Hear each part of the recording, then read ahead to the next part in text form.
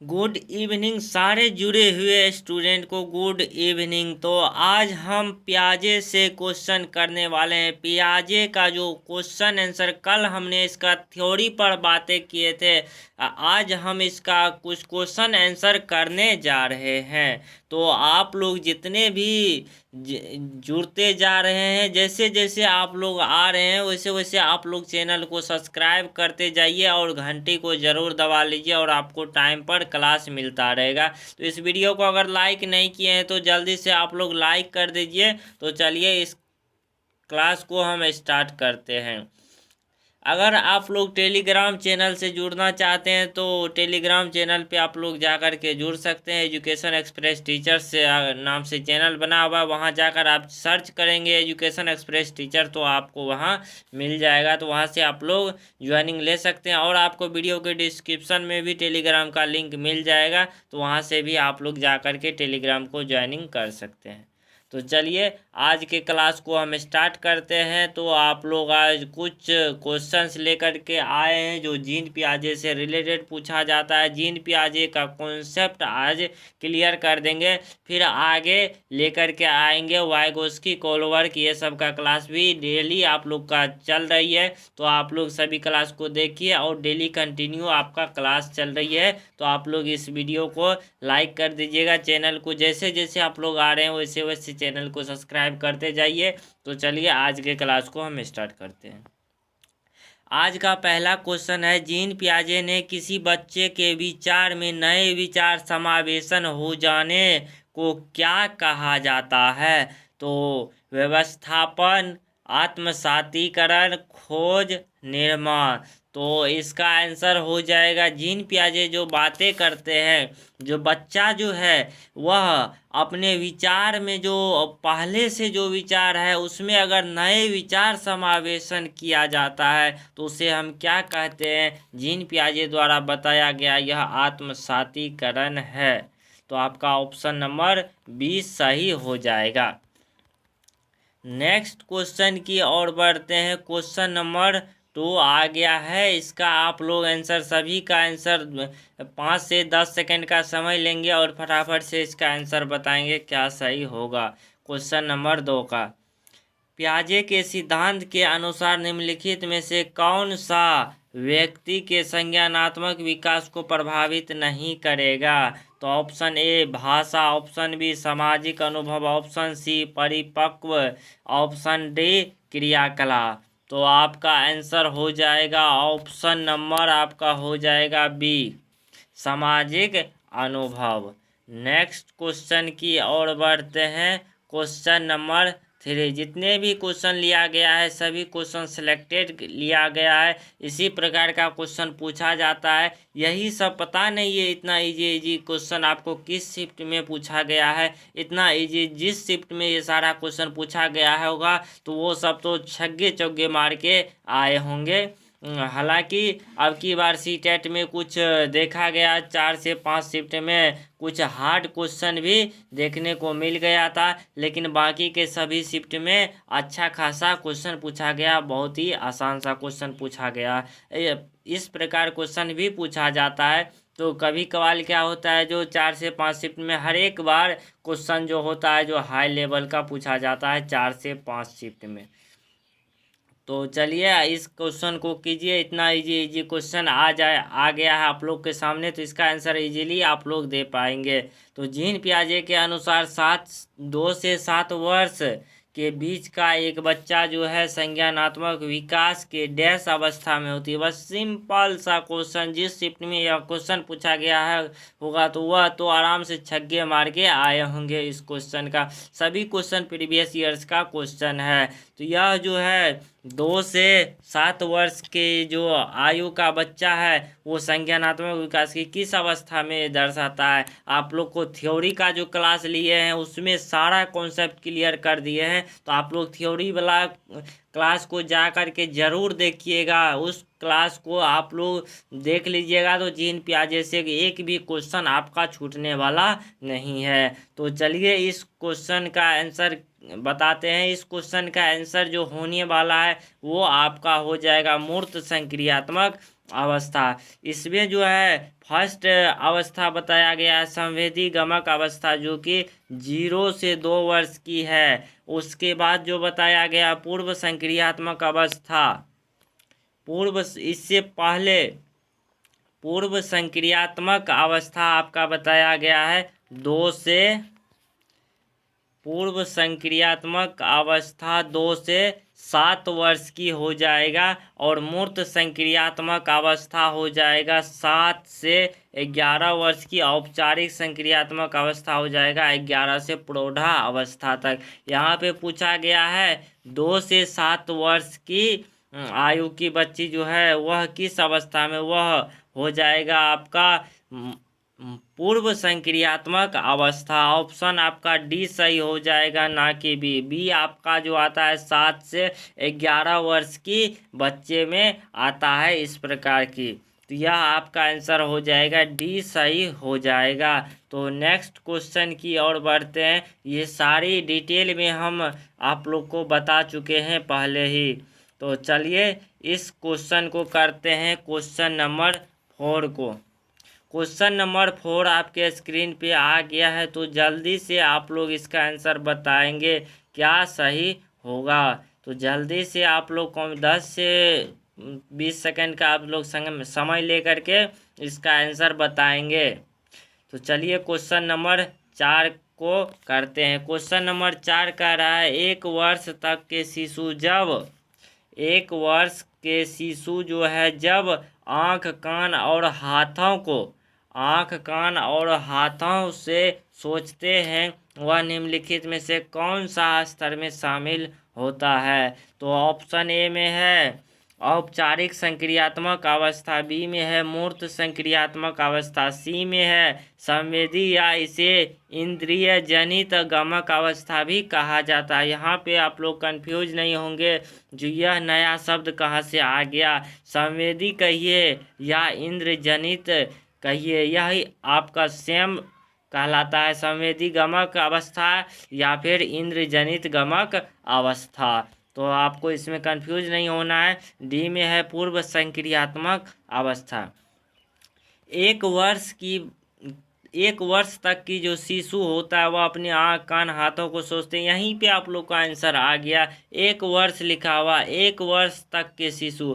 तो 0 से 2 वर्ष, 0 से 2 वर्ष किस अवस्था में आता है, तो उसी के अंतर्गत आ जाएगा। तो 0 से 2 वर्ष जो आता है वह आपका संवेदी गमक जो फर्स्ट अवस्था बताई गई है जीन पियाजे का, तो उसके अंतर्गत आ जाएगा। 1 वर्ष के कम उम्र के लिए इस तरह से आप लोग क्वेश्चन को आसानी से सॉल्व कर पाएंगे अगर सही से आप लोग क्वेश्चन को पढ़ते हैं। तो सब फटाफट से इसका आंसर कमेंट बॉक्स में बताइए। अगर आप लोग लाइव नहीं जुड़ पाते हैं तो आप लोग लाइव जुड़ने का प्रयास कीजिए। तो आपका क्लास शाम के 7:15 में आपका क्लास चलती है, शाम के 7:15 PM में आपका क्लास डेली चल रही है। तो आप लोग ज़रूर क्लास को टाइम पर अटेंड कीजिए और डेली आप क्लास को रेगुलर देखिए और अभ्यास करते रहिए, तो आपका अच्छा खासा स्कोर होने वाला है। तो आप लोग जल्दी से इस चैनल से जुड़ जाइए।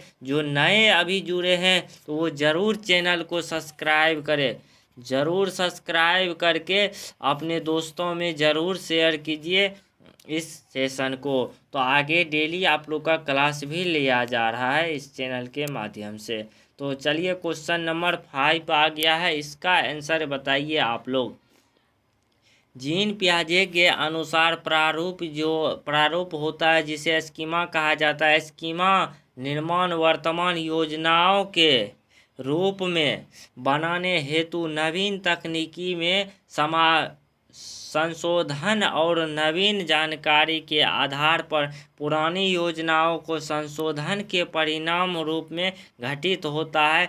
इन दो क्रियाओं को जाना जाता है, किस रूप में इसे जाना जाता है। इसमें जो है एक जीन पियाजे के अनुसार जो प्रारूप है, स्कीमा है, उसे जो वर्तमान योजना के रूप में हम किस प्रकार इसके नवीन तकनीकी में संशोधन करेंगे, या नवीन जानकारी के आधार पर पुरानी योजनाओं को संशोधन के रूप में इसे किस प्रकार घटित होता है वो आपको बताना है। तो ऑप्शन ए में समावेशन और अनुकूल रूप में, तो ऑप्शन ए ठीक लग रहा है। फिर भी आगे के ऑप्शन देखते, सामीकरण या संशोधन के रूप में, तो नहीं, सामीकरण संशोधन के रूप में नहीं होगा, समावेशन और संयोजन के रूप में। सबसे पॉजिटिव यहाँ दिख रहा है, समायोजन और अनुकूल के रूप में नहीं, यह भी आपका नहीं हो जाएगा। तो आपका आंसर हो जाएगा ऑप्शन नंबर सी। चलिए नेक्स्ट क्वेश्चन की ओर बढ़ते हैं। अगर आप लोग अभी तक वीडियो को लाइक नहीं किए हैं तो जल्दी से वीडियो को लाइक करके चैनल को सब्सक्राइब करके घंटी को ज़रूर दबा देना है। जो नए अभी इस चैनल पे न्यू आए हैं वो जल्दी से चैनल को सब्सक्राइब करके घंटी को दबा दीजिए, और अपना तैयारी सीटेट का इस चैनल पे कराया गया है। अगर आप लोग शॉर्ट वीडियो भी देखते हैं तो जैसा कि आप लोगों को 90 के लगभग आपका शॉर्ट वीडियो डाला हुआ है, तो जाकर के अगर उस 90 वीडियो को देख लेते हैं, 90 क्वेश्चन को देख लेते हैं, एक शॉर्ट में एक क्वेश्चन आपको कराया जाता है, तो 90 क्वेश्चन आपका सॉल्व हो जाएगा। वहाँ से भी आप लोग को अच्छा रिस्पॉन्स मिलेगा। तो चलिए, नहीं किए हैं तो चैनल को सब्सक्राइब जल्दी से कर लीजिए। आगे की हम क्वेश्चन को सॉल्व करते हैं। तो क्वेश्चन नंबर 6 आ गया है, तो जल्दी से इसका आंसर बताइए क्या सही होने वाला है। तो क्वेश्चन नंबर 6 कह रहा है, निम्नलिखित में से कौन सा कथन जीन पियाजे के सिद्धांत के अनुसार नहीं कहा जा सकता है। तो इसका ऑप्शन है, बच्चे अपने पर्यावरण पर सक्रिय क्रिया करते हैं, विकास जो है गुणात्मक चरणों में होता है। ऑप्शन सी है, बच्चे अपने दुनिया के बारे में ज्ञान का निर्माण और उपयोग करते हैं। डी में है, निरंतर अभ्यास से अधिगम होता है। तो आपका आंसर जो होने वाला है तो वह आंसर आपका हो जाएगा ऑप्शन डी। ऑप्शन डी सही हो जाएगा। जो जीन पियाजे के द्वारा जो है यह सिद्धांत को कहा नहीं जा सकता, कौन सा सिद्धांत है उसे नहीं कहा जाता है, निरंतर अभ्यास से अधिगम, यह तो बिल्कुल ही पॉजिटिव है, यह तो कहा जा सकता है। लेकिन ऑप्शन बी जो है यह आपका गलत हो जाएगा, विकास जो है गुणात्मक चरणों में होता है। ऑप्शन बी ही आप लोग इसका आंसर बताएंगे सही से। यहाँ डाउट चल रही है तो ऑप्शन बी भी आपका पॉजिटिव है, बाकी के सभी पॉजिटिव ही है। तो यह इसका आंसर आप लोग को इस क्वेश्चन का नंबर आप लोग को फ्री में मिल रहा है। तो इस प्रकार का क्वेश्चन देखने को मिल जाता है कभी कभी। तो यह क्वेश्चन को आगे की वीडियो में हम सॉल्व करेंगे। तो इस क्वेश्चन को आप लोग आगे बढ़ते हैं। क्वेश्चन नंबर 7, क्वेश्चन नंबर 7 आ गया है। क्वेश्चन नंबर 7 कह रहा है, इस क्वेश्चन को आप लोग ध्यान से पढ़िए और इसका आंसर बताइए क्या सही होने वाला है। क्वेश्चन नंबर 7 है, 1 मिनट इसे हम पहले ठीक कर लेते हैं, इसके बाद हम कंटिन्यू करेंगे। तो चलिए आ गया है आपके स्क्रीन पे, तो फटाफट से इसका आंसर बताएंगे। इसमें कह रहा है, एक रुचि जो है वह रुचि को 3 पेंसिल दिखाई जाती है। वह देखती है कि पेंसिल ख से बड़ी है, पेंसिल ग से बड़ी है, जबकि रुचि यह निष्कर्ष निकालती है कि क जो है ग से बड़ी है। तो जीन पियाजे के संज्ञानात्मक विकास की विशेषता को दर्शाता है। किस विशेषता को दर्शाता है यह आपको बताना है। ऑप्शन ए, सकर्मक अनुमान, संरक्षण, परिकल्पना आधारित निगानात्मक तर्क। ऑप्शन डी है क्रमबद्धता। तो आपका आंसर हो जाएगा option number A. Option A आपका सही हो जाएगा, सकर्मक अनुमान। तो नेक्स्ट क्वेश्चन की ओर बढ़ते हैं। क्वेश्चन नंबर 8, क्वेश्चन नंबर 8 आपके स्क्रीन पे आ गया है, जल्दी से बताएंगे इसका आंसर। जीन पियाजे के संज्ञानात्मक विकास के सिद्धांत के अनुसार मूर्त संक्रियात्मक चरण में बालक निम्न में से क्या कर पाने की योग्य है? तो ऑप्शन ए में है प्रतिवर्तन, अमूर्त चिंतन, प्रतिज्ञात। इसके बाद ऑप्शन डी में है परिकल्पनात्मक आधारित या निगमन, तर्क या चिंतन। तो इसका आंसर हो जाएगा ऑप्शन नंबर ए प्रतिवर्तन। तो नेक्स्ट क्वेश्चन की ओर बढ़ते हैं। बहुत ही आसान आसान सा क्वेश्चन है ये सभी क्वेश्चन। आगे नेक्स्ट क्वेश्चन की ओर बढ़ते हैं। Question number 9। क्वेश्चन नंबर 9 आ गया है। इसको थोड़ा हम छोटा कर लेते हैं तो फिर आप लोग को पूरा दिखेगा यह क्वेश्चन। चलिए इस क्वेश्चन को हम करते हैं। यह क्वेश्चन किसी अवस्था में बच्चे जो वस्तु स्थायित्व समझ बना लेते हैं परंतु यह नहीं समझ पाते हैं कि क्रिया परिवर्तनीय और उनके निर्णय चीज़ को मौजूदा दिखाने पर निर्भर करते। जैसा एक बच्चा है जो वह बच्चा यह नहीं दर्शा पा रहे हैं जो यह एक गिलास है। इसको हम थोड़ा अच्छे से बना देते हैं। यह एक गिलास है, इसमें पानी भरा हुआ है और एक इसी सेम आकार का एक गिलास है जो कि ज़्यादा चौड़ा है और छोटा है। तो उस दोनों में पानी सेम है लेकिन इसे वह अच्छी तरह से समझ नहीं पाता है जो दोनों में किस प्रकार वह कह रहा है इसमें वाटर ज़्यादा है, वाटर हो या जो भी हो तो इसमें ज़्यादा है इसमें कम है। इस प्रकार वह बच्चे दिखा रहे हैं। तो वह किस अवस्था में है तो यह आपको बताना है। तो संवेदी गमक अवस्था, पूर्व संक्रियात्मक अवस्था, मूर्त संक्रियात्मक अवस्था और अमूर्त संक्रियात्मक अवस्था। यह जो बच्ची है यह पूर्व संक्रियात्मक अवस्था में है। तो चलिए नेक्स्ट क्वेश्चन की ओर बढ़ते हैं। क्वेश्चन नंबर 10 आपके स्क्रीन पे आ गया है। तो जल्दी से यह आपका लास्ट ही क्वेश्चन है जो कि इस प्रकार का क्वेश्चन पूछा ही जाता है। जीन पियाजे के द्वारा अधिगम को सुगम बनाने के लिए निम्नलिखित में से कौन सा कारक महत्वपूर्ण माने जाते हैं? ऑप्शन ए में शिक्षा के गतिशीलता, बिल्कुल ही सही बात है। विविध सामग्रियों का प्रावधान, तो बिल्कुल ही आपका भी सही हो जाएगा। ऑप्शन सी है मध्य स्तरीय जीवन अनुभव प्रदान करना, बिल्कुल ही सही बात है। ऑप्शन ई सकारात्मक या नकारात्मक पुनर्बलन सुनिश्चित करना, नहीं यह बात आपका गलत हो जाएगा, डी गलत है। बाकी के तीनों ऑप्शन सही है। आप देख सकते हैं किस ऑप्शन में है। ऑप्शन आपका हो जाएगा फोर्थ, ऑप्शन 4 में ए, बी और सी सही हो जाएगा। तो यही आपका 4 सही हो जाएगा, ऑप्शन नंबर 4। तो आप 10 क्वेश्चन में कितना सही कर पाए हैं वह स्कोर ज़रूर बताएंगे। और वीडियो को लाइक सब्सक्राइब शेयर नहीं किए तो जल्दी से फटाफट से इस वीडियो को लाइक कर देंगे और चैनल को सब्सक्राइब करके घंटी को ज़रूर दबा देना है। तो फिर मिलते हैं नेक्स्ट क्वेश्चन नेक्स्ट क्लास में। हम नेक्स्ट क्लास में आप लोगों को फिर एक वैज्ञानिक के थ्योरी पर लेकर के आएंगे, वाइगोस्की के थ्योरी लेकर के आएंगे, फिर कोलवर्थ के थ्योरी लेकर के आएंगे। सभी पे क्वेश्चन आंसर भी प्रैक्टिस करते रहेंगे। तो आप लोग जल्दी से इस चैनल को सब्सक्राइब कर लीजिए और घंटी को ज़रूर दबा दीजिए। तो चलिए आज की क्लास को यहीं ख़त्म करते हैं। और आप 10 में कितना स्कोर कर पाए हैं वो आप लोग कमेंट बॉक्स में ज़रूर बताइएगा जो 10 में आप कितना सही कर पा रहे हैं। तो चलिए नेक्स्ट क्लास में मिलते हैं, तब तक के लिए जय हिंद।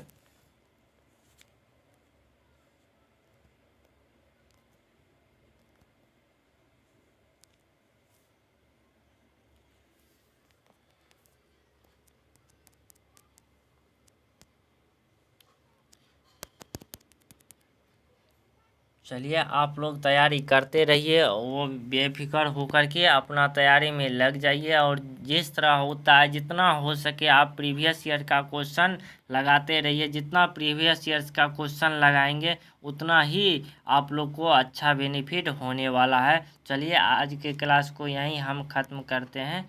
जय हिंद।